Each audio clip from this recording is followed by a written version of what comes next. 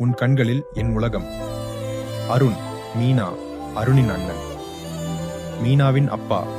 நூலகம், காலை நேரம். அருண் புத்தகங்களை சீராக அடுக்கிக் கொண்டிருப்பான். அங்கே மீனா தனது வரைபட புத்தகத்தை தேடிக்கொண்டு வருகிறாள். அவர்களின் கண்கள் சந்திக்கின்றன. சிறிய புன்னகை, மௌனப் பார்வைகள். அதையடுத்து நாள்கள் செல்லும்.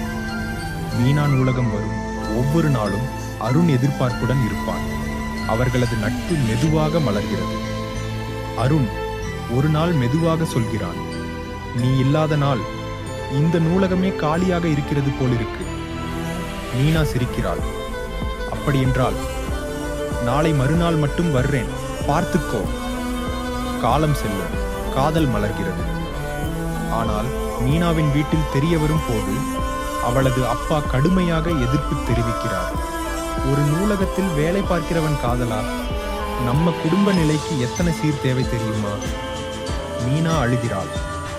அருணிடம் சொல்கிறாள், நாம் வாழ விரும்பும் வாழ்க்கையில்தான் நீ இருக்கணும், வேறு யாரும் இல்லாம இருங்க.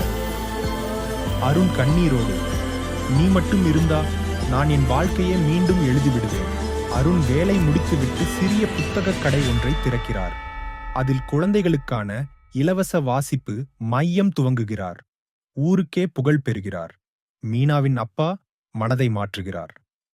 அந்த நூலகமே மீனா and அருண் இருவரும் சேர்ந்து சிறுவர்களுக்கு கதைகள் வாசிக்கிறார்கள். மேலே ஒரு பெயர் பலகை, அருண் and மீனா, கனவுகளுக்கான வாசல். பாசம், பொறுமை, நேர்மை, ஆசை, குடும்ப எதிர்ப்பும் காதலின் வெற்றியும்.